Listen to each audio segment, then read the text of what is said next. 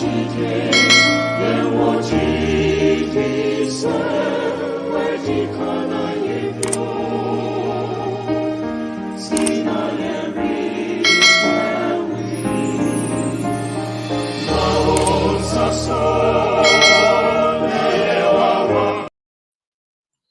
afternoon, ladies and gentlemen. It is indeed a new day, a bright Sunday, a day that the Lord has made, that we should all be glad and rejoice in it. You don't like this day, which other day would you prefer? Look at how sunny it is. Indeed, it is a sun day. Therefore, I will encourage you to invite your friends and family to join us this afternoon as we discuss very important topic that everyone should know of it. You know, this topic is very, very important. Without this topic, it is impossible for a healthcare professional to work as a clinical professional. Without this, it is impossible to help someone to survive when the person get cardiac arrest. This will show you, it will teach you, it will create an awareness, it will educate you on the basic things that you have to do as every individual. Indeed, it is not only for people working in the hospital or in the primary care, secondary or tertiary. However, it is a responsibility for everyone to understand this topic because you can apply this in your own house. When you go outside, if someone is in need of help, having arrest, peri-arrest, cardiac arrest, or anything that requires basic life supports. This afternoon, this is the topic that we are going to be discussing, basic life supports.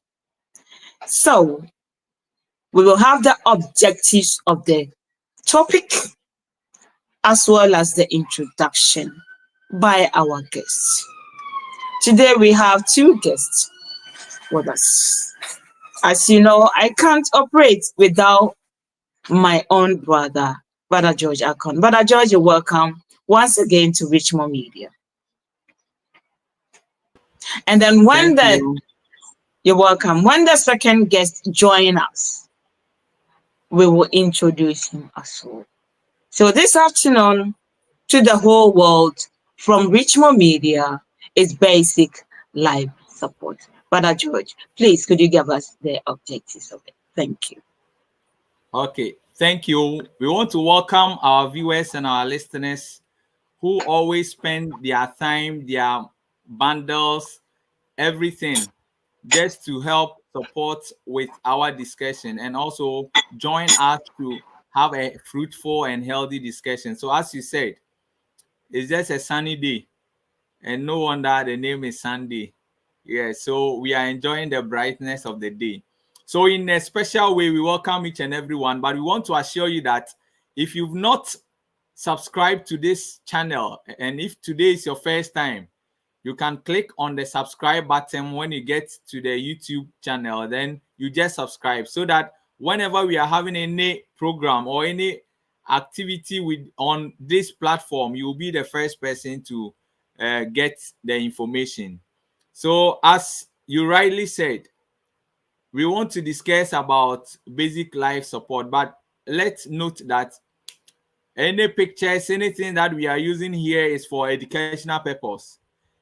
This topic is very, very important because health emergencies happens every day in our life, and it can also happen anywhere.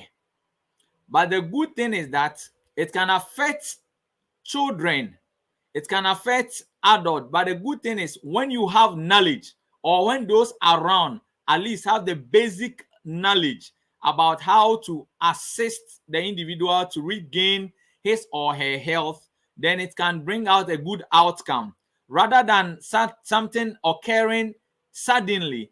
Then we all don't have any knowledge, then it will lead to a disease. So they can affect adults, the emergencies can affect children, and it can include injuries, it can include infections, it can include heart attack, as you mentioned, or some stroke issue that can occur. And it's very, very important that Richmond Media Health Issues, realizing that this is a need and we all need to live, then we need to bring this lesson to our doorsteps. So these are objectives for today's presentation. We will be able to at least um, note and define cardiovascular collapse. It's a big word, but we'll break it down. Cardio means the heart, vascular means the vessels, which means the tubes that supplies the heart with blood. That's the nutrient for its support. That's the cardiovascular collapse. So when it's collapsing, what should we note? And we will note about cardiac arrest, which means cardiac, the heart. Arrest means stopping. That's the same word. So wherever we want to break down to the simplest form so that all our viewers will get the understanding. Then we will be able to know sudden cardiac death, and sudden cardiac arrest. We will be able to discuss the phases of cardiac arrest. If the heart is stopping to perform its function, what are some of the phases? Then when it comes to survival, how you can help individuals to survive. What are some of the chains? What are the linkage? What are the procedures, the various forms you can take an individual through for that individual to survive? And that is what we'll be discussing. We will discuss the requirements for, at least basic requirements for higher cardiopulmonary resuscitation. Cardio, heart. Pulmonary is talking about the lungs. That will help with the breathing and helps with quality air in the blood. So how you can resuscitate means bringing life back or bringing things back to its normal. So how we can help with the reverse of the heart and the lungs. That's what we will be discussing. And we will be discussing some barriers, because we have been hearing CPR. But if you try to do it amidst people, they might think that, hey, you want to kill a person fast. So we will note some of the barriers. Then we will take simple look about choking, because we are in the house and we have children. You will come in the house and people have swallowed something, choking. How can we at least some basis? So that's what the objectives that we will be going through. So this some of the objectives we want our viewers and our listeners to watch out for. And as they are listening and they are watching, maybe they have some suggestions, they have some questions, they can bring it on board, because we plus them are doing the discussions today. Thank you. You are on mute. Thank you so much, brother, for giving us the objectives of this topic. Now that you have concluded on the objectives, please could you give us the introduction of what basic life support is about? Okay. So when we are talking about basic life support, we all know when you want to start school, you need to start from the basis. We will say the basis. So the foundation, life, which means someone is going out of life to death. So how you can support someone who is at the verge of dying, and with little effort, it can bring the person back. But with delayed effort, it can lead the person to death. So the basic things, the basic steps that you can put in place, that's what we want to discuss this afternoon. So the introduction, we mentioned about cardiac arrest. And when we talk about cardiac arrest, it's sudden, unexpected loss of heart function. So you might be walking with someone, or you might be in a car with someone, then you had an accident, or the person just fall. So sudden, unexpected loss of heart functioning. Breathing, sudden stopping of breathing, or sudden loss of consciousness. these three things come to play. When it happens, then it's being linked to cardiac arrest. So the heart suddenly stopping. So how you can help that individual's heart to be able to begin or recover the loss is what we take. So cardiac arrest per the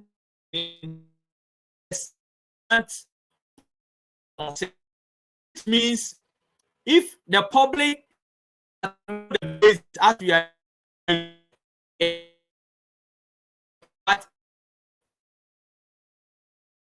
knowledge at all about this, then it means it's going to bring a lot of preventable deaths. That's why it's a public health problem out there. It is also recorded by the World Health Organization to be an important cause of cardiovascular morbidity. So it's one cause of heart and vessels sicknesses. It means death. So deaths that occurred most has been the cause means cardiac arrest. So the heart stopped beating and the person lost consciousness and he's dead. Because we those around, we don't know what to do. And at times you might try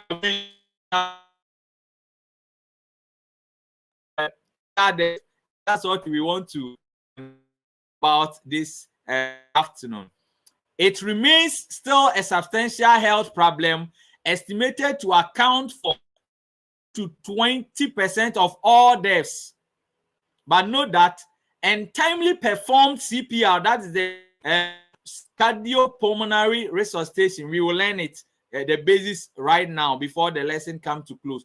Timely, not at it, timely. So timely will prevent sudden death, which means if we don't do things timely, then it will rather lead to death, and we need to prevent that. So this what we term at cardiac arrest. But note that there is difference between cardiac arrest and also cardiac attack, which means there is difference between heart resting and also heart attack. Let me explain to our viewers. With the heart attack, it means that the vessels, the tubes that is supplying the heart with blood is being blocked, either with clots or fat, preventing the heart to perform its work. In that case, the muscles will not get strength, and we will term it as heart attack. But with cardiac arrest, it goes deeper than that, just the blockage. It just occurs suddenly. So it might be like the electrical activities that will energize you to work. So you are in your room. All of a sudden, your light goes off. That is cardiac arrest. But you are in your room. Then you realize that the electrical wire to supply your bulb with light has get torn, and there's absence of light. And that is what we term as cardiac attack or heart attack. So let's note the difference. Very, very simple. So we mentioned about cardiopulmonary resuscitation, and that's what we said, CPR, simple term. So whenever you are passing by someone or whenever you are moving somewhere and you hear CPR, then what it means is cardiopulmonary resuscitation. And in that case, we are saying that when it comes to cardiac arrest, that is number one golden rule to help energize or bring the resuscitation. And we need to note how to do it. And one, you the rescuer, and the one we are going to rescue have a role to play. So if me, I'm going to rescue you because we are walking and suddenly you went off, no breathing, no talking, no pause, and we want to bring you back, and I don't have knowledge, I can worsen it. I can worsen your condition. But if I have basic knowledge, by God's grace, we can help to rescue that individual. So note that in any emergency that occurs our way, either there's a gunshot, or someone is bleeding, or someone is being choked, or someone has just collapsed, the point is knowing is very important. knowing what to do, how to do what, is very important, and it will help with the situation. So if you don't know anything about how to prevent life going out way, or reverse life, or restored life with this basic life support that we are teaching about, then it will lead to a lot of disease, that, or a lot of complications rather, and that's what we want to prevent. So cardiac arrest, as we have talked about, we have cardiovascular collapse. Cardio, heart. Vascular, the vessels. Collapse, we all know anyone can collapse. So collapse there, our people get the understanding. So when there is a sudden loss of effective blood flow, that is caused by cardiac factors. Cardiac factors means that the vessels, we are talking about heart activity, or the vessels from either, we are talking about the peripheral vascular. Peripheral means your upper part, your hands or your legs, that supplies the heart with blood, whether they are failing, either both, or the heart and the vessels not getting adequate blood supply, then we term it as transient one. We call it syncope. Syncope is like mild fainting. So you are talking with someone, so Auntie Bimah is talking to me. You realize that as our viewers are watching, all of a sudden I'll go off. Then I'll come back. That's what we call the syncope. But when something occurs, then I just go off without coming back like the syncope, the transient one. But unless they pinch my heart or my chest area, or to try to do some intervention to bring me back, that is what we call the cardiac arrest. So it can occur from either a vascular point of view that will reverse spontaneously, which means no intervention, the person will come back, or need intervention, that is the cardiovascular collapse. And we talk about cardiopulmonary arrest, which means there is absence of heart activity, and also things relating to your breathing, so your lungs. And that is where there will be absence of pulse, will be unresponsive. The person is breathing like, so you see that the person is laboring. That is what we call the gasping. So that's all cardiac arrest and how to resuscitate. And the sudden cardiac death is extra death of cardiac cause. So whenever someone will die, there will be stopping of the heart, then spontaneously loss of consciousness, then the person goes off. So these are some of the basics that we need to get the understanding. Then now we move on to the how to again recover or help bring or assess individual in that position. I don't know if I can continue or you come in before. Anyway, I think when as our brother has already explained what the basic life support is and has entered into cardiac arrest, which is the main reason why mostly we give the basic life support. At this point, I think we have taken something from it. And what I will encourage our listeners and viewers is let's continue to follow until the end of this program so that you'll be able to gain some knowledge that you'll be able to apply within your homes or outside or even in the hospital, in your own churches. This can, any acting at all can happen anywhere, wherever you meet people, wherever you meet an individual. The possibility for someone to have this kind of arrest is high. So let's please keep focus on it, brother. As we're still waiting for our second guest, I think, could you give us or go into the cardiopulmonary resuscitation aspect that is known, popularly known as CPR? So if you've heard of CPR and you don't know the meaning of CPR, you only know the abbreviation of it, but CPR is cardiopulmonary resuscitation. And our brother George will give us more details into what it is and what we expect at that point. Thank you, brother. Okay, thank you. So you realize that as we've started and we are just diving deeper into it, you realize we all need to have knowledge about it. And it's very, very important that we have knowledge about it. So before you initiate anything, you need to assess. And after your assessment, before you intervene, and we have known that because it's cardiac arrest, which means the heart stopping suddenly, we want to reverse, and that's the CPR aspect. So we have what we call the primary survey.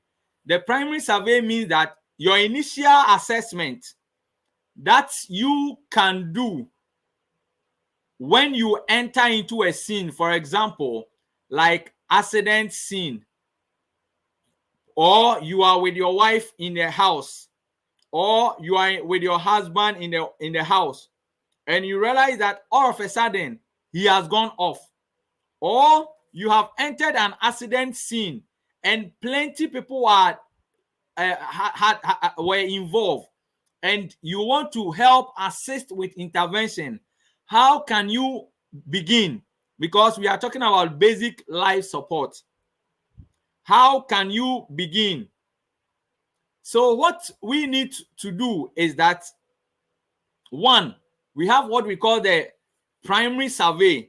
And with the primary survey, we are talking about the approach that you use to assess those there, or the approach that you use to assess your husband or your wife. That is what we are talking about, the primary survey. And you do this to complete your initial assessment. So rapidly is rapid hands-on assessment. Then usually requires less than 60 seconds, which means less than 1 minute. So when you reach your wife just collapsed or your husband just collapsed, this is not where, if you are there with the child and things, as you have sent your child, go and call the nearby neighbor for me, or go and call someone around for me. What assessment are you going to do? You just reach your house and you realize that your child has suddenly collapsed on the floor. What is the basis assessment that you will need before you carry, of which you don't have car? They are now going for car for you. What are the steps or the things that you will do? That is what we are saying, basic life support. You enter a scene, someone is not able to talk, but the person is bleeding. What should be your assessment? And that is what we are calling the survey. So it's the rapid assessment that you do. And it helps you to detect the presence of life-threatening problem and how you can immediately correct them. Very, very, very important. Life-threatening assessment and how you can correct them. So we start with, you assess for responsiveness. So practicality, you realize that you just reach a scene. 5 people are there. As 5 people have collapsed, you realize that some can talk, some can't talk. How do you assess them? Then we have the assessing for responsiveness. So you ask or you pinch those there. Are you okay? Are you right? Can you hear me? What's your name? Those things are the assessment tool. Some can say, I'm fine, but just my leg. Someone can talk and respond to you. Then you realize that you have some group of people who are responsive. But a case that you don't have anyone responding, that's where you go with another abbreviation that we call the AVPU. It's just a simple thing. The A means you are this time assessing those there. You want to see alertness. Alertness. Is the person able to move? Is the person able to talk? Is the person able to turn, squeeze, and do things? That means the person is alert. but someone cannot talk. But when you mention the name, Akosia, or when you mention the name, any name that the person is having, you realize that the person can be able to respond to you. Then it means that that individual can respond to stimuli, or when you verbal stimuli. So when you call the name, the person is responding. Then the third one, someone might not be able to respond to verbal. When you call the name or when you shout, the person is not turning. But when you try to pinch the individual, you realize that the person is able to respond. Then that's where, meaning the person is able to respond to pain. But a situation where the person is not able to respond to voice, the person is not able to respond when you pinch the person, or when you just tap or press harder on a body part, the person is not able to, then we classify the person as unresponsive. And in that case, each of them will help you to note what to do. So if the person is able to respond to anything, that means the person is responsive. This is how we go about it. Now you are checking for, you've been hearing, some of our viewers have been hearing about ABC, and the things, which means it's an abbreviation. A means that if, let's say, let me see those who have commented on the screen. So, Sister Christiana Sapon. Sister Christiana Sapon entered the scene and he saw that I am the one lying down. So because I was able to respond to things, I'll fall under the responsive patient or responsive people. So he's now coming to assess my airway. So with the airway, he will ask me question. What is your name? Then I'll mention my name. My name is George. Then you see that, oh, the airway is clear. You realize that as I am breathing, there is evenly movement of the chest. So my chest moves in and out spontaneously. Then you realize that, yes, my airway is intact. But when she asked me my name and I'm saying my name is George, I'm now panting for air before I can be able to respond to simple questions she is asking. Then it tells her that no, I might be having some problem in relating to my airway. And that same way, when he assessed my chest, you realize that the movement is even not clear. Then it means there is much to do. So he'll move on to the breathing. With the breathing, am I breathing fast or am I gasping? I take in one deep breath. I will delay for some minutes before I come back. Then it tells her that no, although I'm quiet, but someone is shouting elsewhere, then she needs to intervene for me faster. Then also we move on to circulation. With circulation, we can have that I had an accident. Then my chest hits the seat. So she came and I was talking to her, but you realize that all of a sudden, or she came when she asked breathing, I was there, but all of a sudden, my abdomen is becoming big. My abdomen is becoming big. It should sense you that, yes, as we are waiting for the help to come, someone is having internal bleeding. So the approach that he will use will be in a quick way. Why? Because I'm in a dilemma. But when you come and you want to assess for circulation, that's the C. Circulation means blood flowing. But you realize that when you just press my nail bed, then you release. It delays before the color of the nail bed is being evenly spread. Then it means my capillary refill, that's what we term it, capillary refill, is delaying. But if it's able to move around, then you say that, oh, circulation, I don't have problem. Then another assessment, that is disability. So when you go and people are there, then you just check airway clear, you have assessed. So you move on. Breathing, I have equal breathing, or my breathing is not there. Then you move on to disability. When the accident occurred, am I having some seizures? So you see my muscles. Then when you come and I'm having that seizures and I'm there, you realize that no, it can be that this person who is collapsing or who is unconscious, it might be as a result of seizures, or the person just had an episode of convulsion. If he's a child, then he's having that unconsciousness or sudden loss consciousness. Then it will help you with what basic intervention to do. Another disability, you assess for the eye, equal movement, equal shape of the eye. When you assess me, how is the eye? Is it that some is looking elsewhere, or a problem with the positioning? Then it tells you, yes, I need to do more. Then you check for the extremities. You check, you see that I'm there talking to you, but when you raise my upper limb, you realize that it's just falling off. Then it means the injury I have had, it has led to some fracture, so my bone is not able to stand firm. So when you raise it, then it's just bending like that. Then it tells you that no, then this person's trouble is fracture. So how can you help me recover, splint my hand? Maybe that will be my support at that moment. Or when you assess the extremities, you realize that I'm talking to you, but my feet or my leg is bleeding profusely. It means I'm talking to you, but I'm bleeding. So your basic life support before a helper comes is to arrest or stop the bleeding.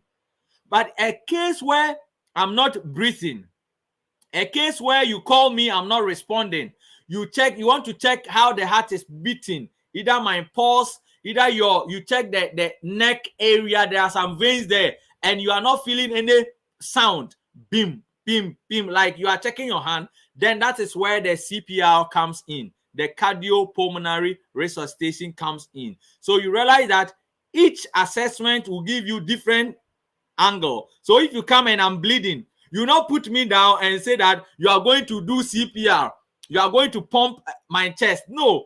And if you come and I'm convulsing, it will not be like, just come, let me do CPR. No, but rather your life support is that if I have fallen in danger or in fire, you just take me out, put me in a different place. And that is the basic life support we are talking about.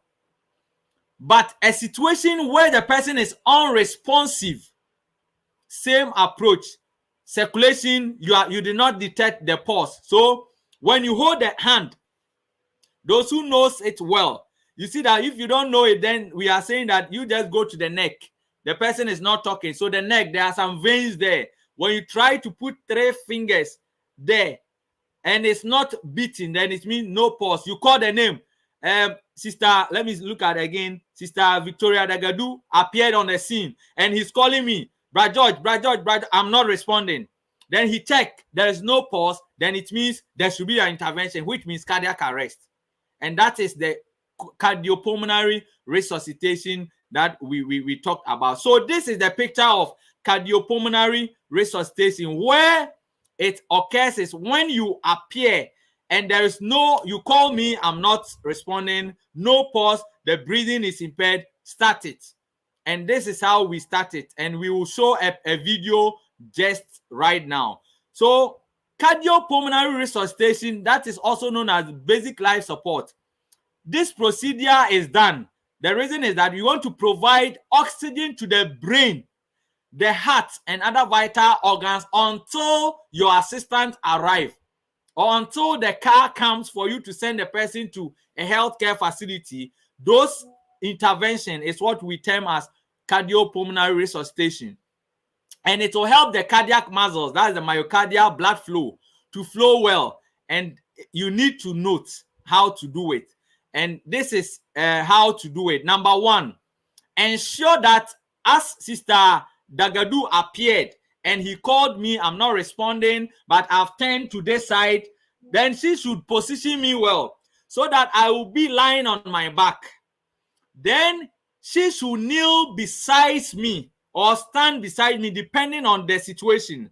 Then as she has sent someone to go for car or they should call ambulance to come and pick me, she, having the knowledge, after will place one hand lower stage. So when you see the picture, the picture here. So one hand is at the lower sternum. Then you add the other hand on it.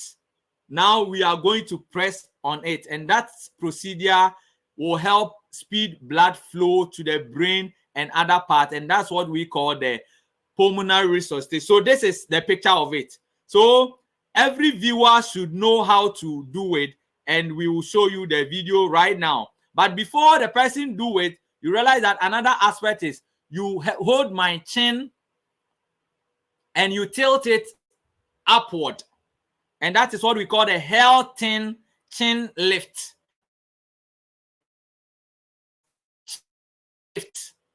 But in case that I had an accident and he realized that I might have a fracture, then that one he will do jaw thrust, and that picture will also show right now for our viewers to know. This is the picture. Head tilt upwards, then chin tilt or lift.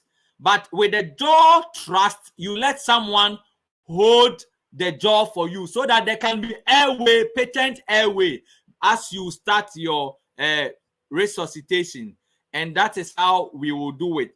So let our viewers know that this is something important that we need to know. And let's watch this first video that demonstrates the CPR. So let's watch that. Tilt the child's head back gently and lift their chin. Check it's open and clear. Check for breathing. Look for signs of breathing such as the chest rising and falling. Listen for sounds of breathing and feel for breath on your cheek. If the child is not breathing, start CPR. Place the heel of one hand on the center of the child's chest. Press down firmly and quickly using your body weight to compress the chest to a depth of about 1/3 of the depth of the child's chest. Do this at a rate of 100 to 120 compressions per minute.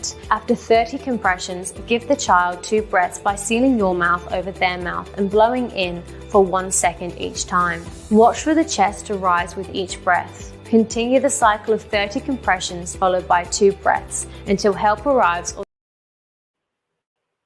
So you can see that this is a simple video to just assist our viewers to get the picture that we are doing and what we are saying. And that is very, very important.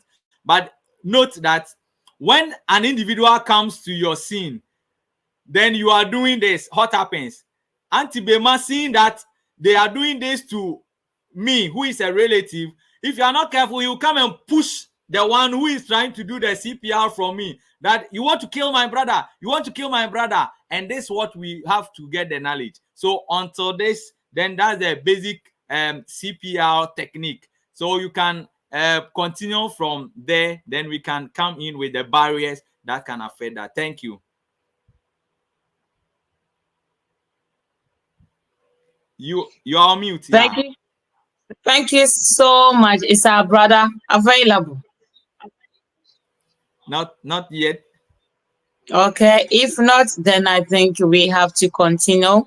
We were hoping to be 3, but it's likely we are 2 as usual. So we will keep on until we get to our destination. As everything that goes on in this world, there are things that might block it. There are things that might stop it. There are things that might occur that will not allow that thing to go on smoothly as planned or as discussed, or as you, the person doing it, decided to go about it. There are so many obstacles along lifeline if you really want to be successful. In basic life support as well, there are barriers that will come along it as you perform CPR. The way you do it will determine if it's going to be effective or not. Or you might be interrupted along line. But continue, keep watching us and listen to us as we bring you what happens or the barriers to effective CPR. Our brother George will take us through that. Thank you. Welcome. So with the barriers of resuscitation, you see, when I'm bleeding and you come into my aid, your basic life support is to apply pressure, tie it, send me to the professional. That's your basic life support. When you approach and someone has convulsed and has fallen in a danger, your basic life support is to take the person from the danger, put the person to a safe environment. That's the basic life support. But when it comes to cardiac arrest, the basic life support, most people, if you are not careful and they don't have knowledge, they'll say that, let me see, those who have joined us, then I'll use someone also, for example. Okay, Auntie Joycelyn Ofosuya entered the scene. Then they realized that I'm George. So Auntie Joycelyn is saying, George is my relative. When I read there was this giant man who was just hitting on the chest, want to kill that person. Beloved, it's not all that the person is killing. It might be that the person is conducting CPR. But we have barriers. The barrier number one is lack of awareness of quality of CPR during resuscitation. So there's inadequate knowledge about the basic life support. So if I'm a health worker, I'm passing by, but I've reached an accident scene.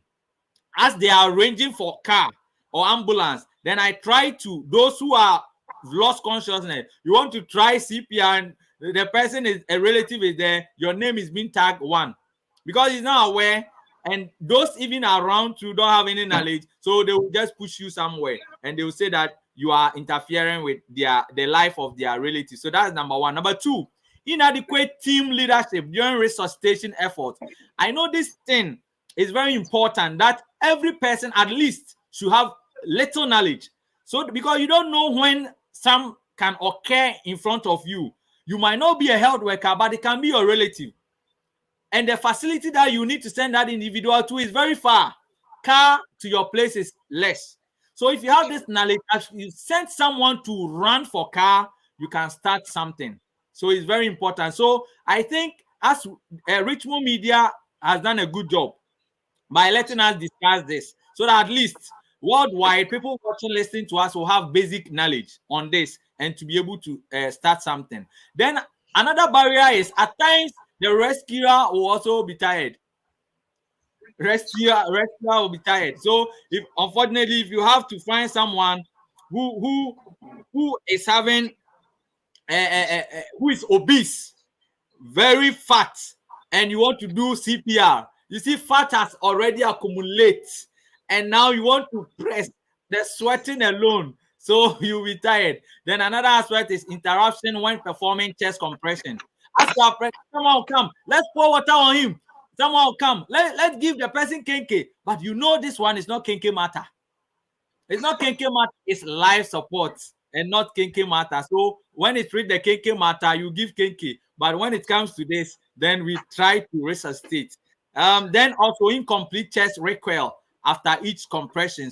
That's also because you are doing, but still the chest is not completing. Then in that case, we will term it like we are having a problem. I think Amofa has joined us.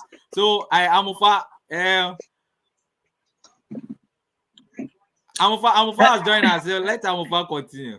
Hello, brother Amofa. We've been waiting for you for so long, but we are happy and blessed to have you Yes, I'm so finally. sorry. That's all right. The network, if Of the course. network is not responding, there is So nothing sorry that about that. any of us can do. So you are welcome on board. We are discussing the Yeah. barriers to effective CPR. We have about 10 minutes, 9 minutes to Okay. go though. So I'm sure, sorry, before you come in, I'm sure we are going to have the second phase of this program so that it will be well. We are almost done. So I We are think as almost Amofa, done. within the 10 minutes, yeah, he can let us go through. Because it's Okay. left with few things for him to my senior to add to what we have discussed. Okay, brother Amofa, the floor is yours. Thank you. Okay, thanks so much. I'm so sorry for the delay. As you said, the network couldn't help me as much as I thought it would. So with the barriers to effective CPR, as my brother probably might have spoken about, if you don't have an adequate knowledge about what you are doing, obviously you're going to do it wrong. So knowing is very essential when it comes to CPR, or when it comes to rescuing someone who is in need of your help. So inadequate team leadership during resuscitation efforts. So when we are doing resuscitation, it's not a single person's work, right? So if I come to a scene and find someone unresponsive and I want to help, I need to get help as well, because I can't do it all alone by myself. So I need people around. And if the people around, no one, I mean, none of us is really good with the process we are going to carry out. Who is going to lead us? Who is going to order? Who is going to tell who to call an ambulance? Who to call? I mean, the uh, first aid, fire service, whatever, whichever people we can call. So we need a team leader who is going to be very effective to help us to achieve our goal. And then rescuer fatigue. So as we are doing the resuscitation, as you're doing the resuscitation, you may get tired because the work is very tedious. You are doing the chest compressions. You are going 30 by 2, 30 by 2. By the time you finish with your fifth cycle, obviously you'll be getting tired. So you need people around to help you. So as you get tired, someone will take over, then you rest, and then come and take over later. So, please, go ahead. Yes, so that's the rescue fatigue. It's also another barrier to effective CPR. Once you get tired, you don't put in effective compression. And once you don't give effective compression, as the requirement was, there should be chest recurl. There should be adequate depth that you have to go. If you don't achieve these things, and then even the rate of compression, if you don't achieve them, then obviously you're doing more harm to the clients you are helping than doing good. Then interruptions when performing the chest compression. So as you're doing the compression, someone is talking to you and you have to stop to attend to the person and come back and continue it. No, it doesn't work that way. Once you start the compression, you go 30 compressions, adequate and effective one. You give your 2 rescuer breaths. In that cycle repeatedly for as often as you can, or until the help arrives. So if you do these things and you do it uninterrupted, you're going to achieve an effective, cardiopulmonary resuscitation. But with the interruptions, you will obviously not be able to achieve it. And then incomplete chest recoil after each compression, as I've already spoken about. So once the chest is not able to, expand to accommodate new blood, that will, you will push to circulate to the body. You are doing, cost 90, because the heart needs to be refilled with the blood before you can, compress it to, push it to the body. So you have to allow for adequate chest recoil. If it doesn't happen that way, then you will not get enough blood to circulate to the body. Thank you so much. So at this point, when can one stop CPR? And during CPR, I'm sure choking can occur. How can our viewers and listeners understand what that choking is?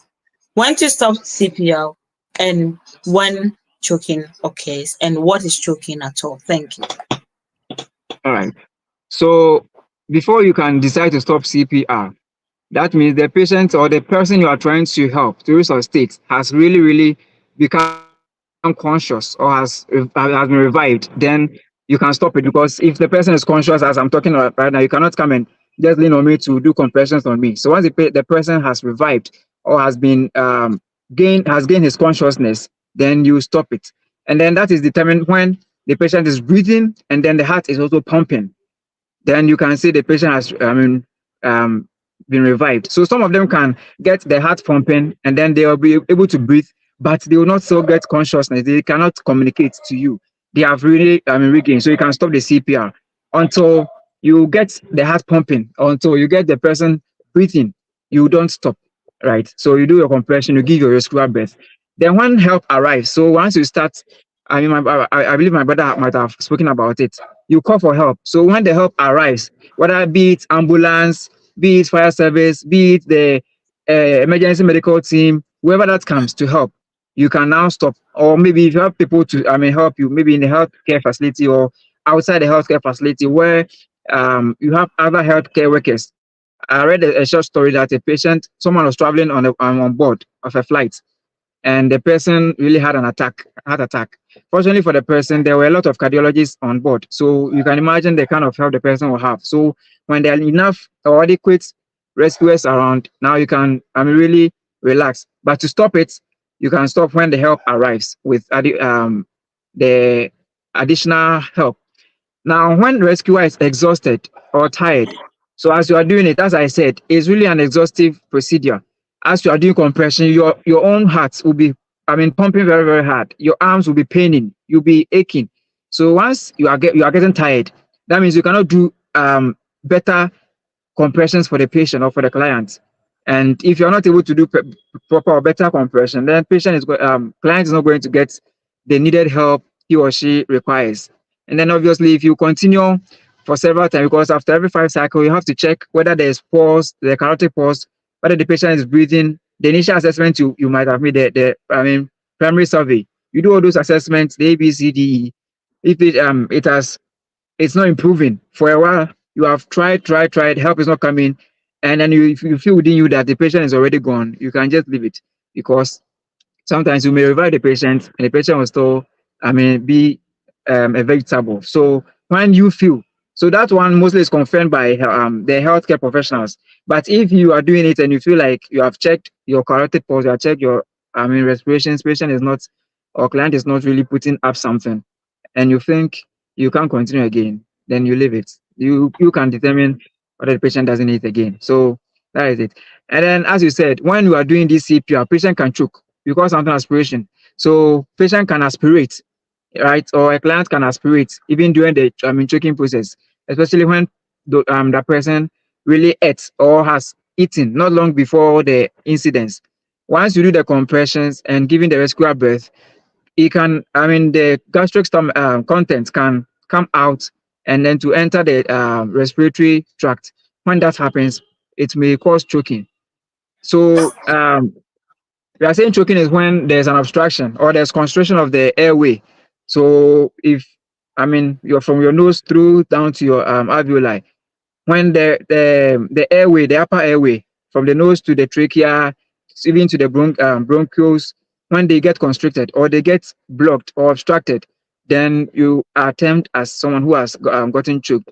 So I remember when we were kids, you eat and you feel like there's a bone, fish bone, has gotten stuck into your throat, trying to breathe. Then they will tell you to take, big muscle to push it down. Yes, so it was a traditional way of helping people who are choked to get revived. But in our case, sometimes we go to a restaurant with someone and you just realize the person is not talking, he's trying to hold the neck. These are signs that person is getting choked, trying to hold the neck, trying to cough out.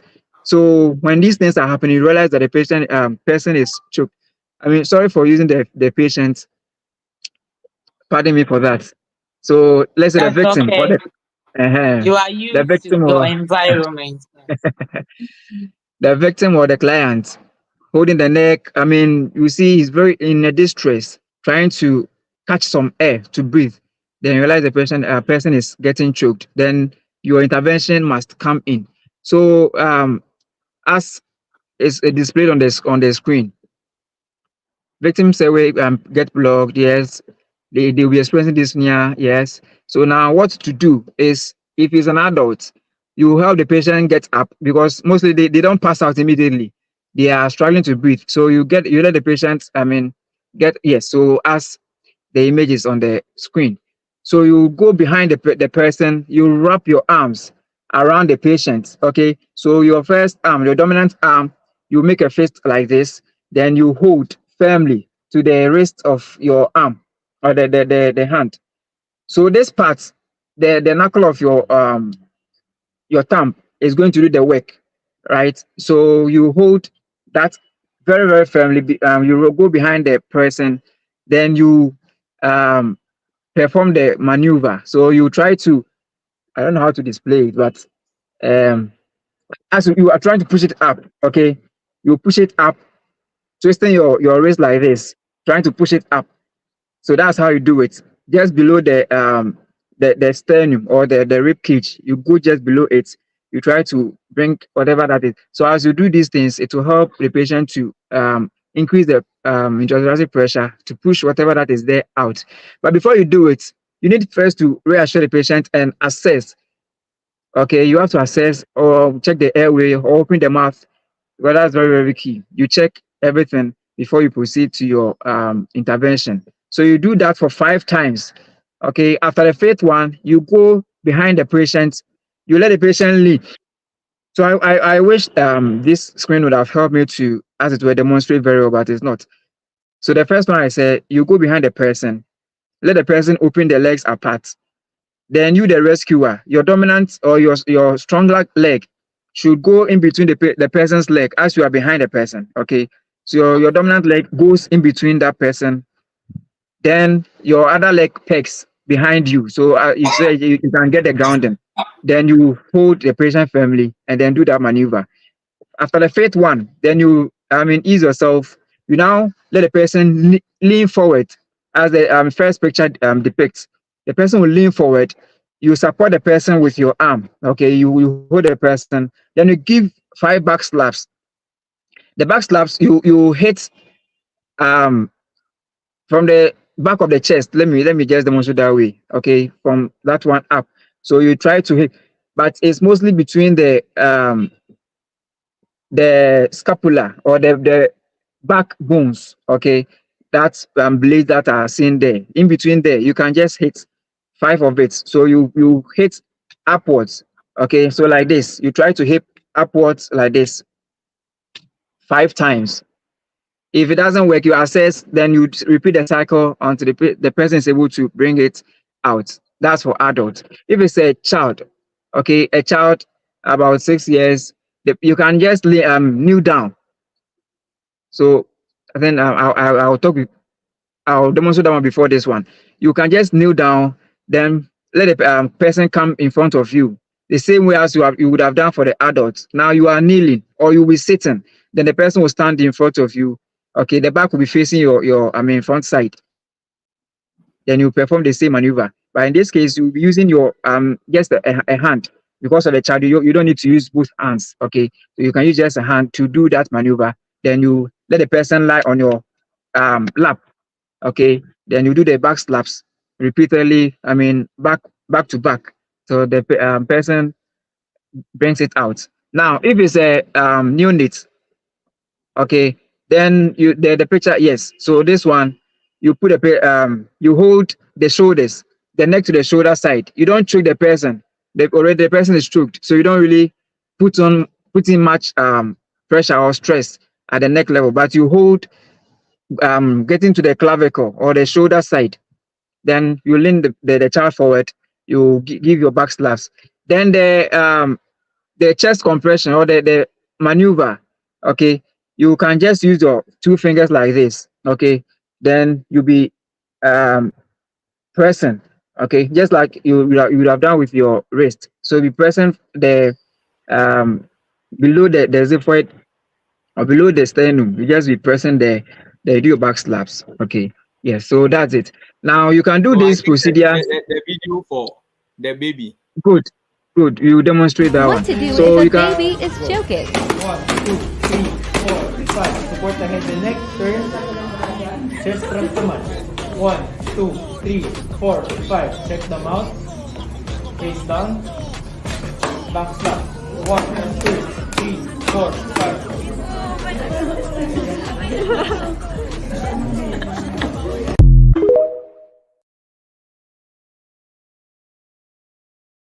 That's how it Okay. is demonstrated. Yes, and then as I was saying, you can do this procedure or this help for a person, and then afterwards the person will pass out or the person will lose consciousness. Then you have to go back to the CPR that we did.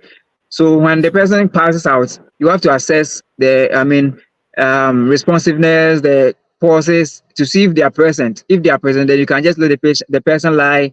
In the recovery position. Okay, you can just put the patient on the side with the head tilted so that if there's any fluid coming in, it will not choke the person again until the help arrives or until you take the person to the hospital. So you have to assess. If you see the person is really not responding, you do your CPR, then you revive the patient.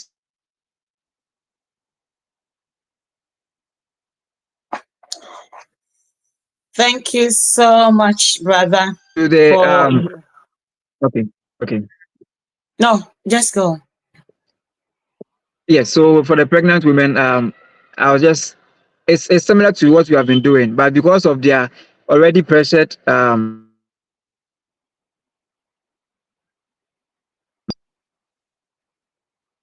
so can you give me the previous slide, Sir George?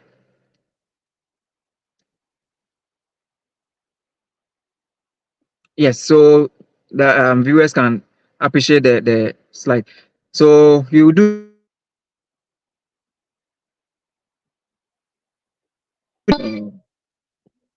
sorry, cutting some interruptions. You do the same procedure for the pregnant woman, but if they become conscious, now that's where the issue happens. So you do your same compression, but when you're about to do your rescuer breath, you turn the person to the side, okay, to the left lateral. Then you do your airway, you turn the patient back to the back first surface, you do your compression, you turn to the left, you do your airway. So that's the only difference with the pregnant women. Thank you so much, gentlemen, for how far you have brought us. It is indeed a great day, and we have learned so many things from what you have given us this afternoon. Basic life support is very important that everyone, either you are a healthcare professional or not, should have an idea of what to do in case that occur in your presence. This afternoon, we had comments from our sister, Christiana Sapwan says, thanks very much for this topic. God bless you. And she continued to say, wow, that means the topic is great. Our sister Dagadu Victoria says, thanks, bro. Yeah. And then Sister Jocelyn Fosu, is it Ofosu? Ofosua. It says, wonderful presentation. Keep up the good work. Sister Elizabeth Fosu says, very educative. God bless you. To our listeners and viewers, we say thank you so much for how far you have brought us this afternoon. I'm not sure if our brother George wanted to add something, but I think he's happy for what our No, brother it's fine. Enoch has given us. Yeah, it's So fine. Yeah. to Brother George and to Brother Enoch, I say may God continue to bless you as you continue to join Richmond Media each and every week or whenever possible. We are here for you, and I think our listeners are happy to hear your voices. And to everyone who made it possible to listen or watching us this afternoon, it is a great afternoon, and we say, may God bless all of us. Health issues from Richmond Media to your doorstep. The same time next week at 3 o'clock UK time. Wherever you are, you can just convert the time into your local time, and God will richly bless you as you continue to share the program, like, and then comment that we'll be able to acknowledge you as well. Until the same time again next week, my name is Hanna Bimah, and then it is bye-bye for now. God bless us.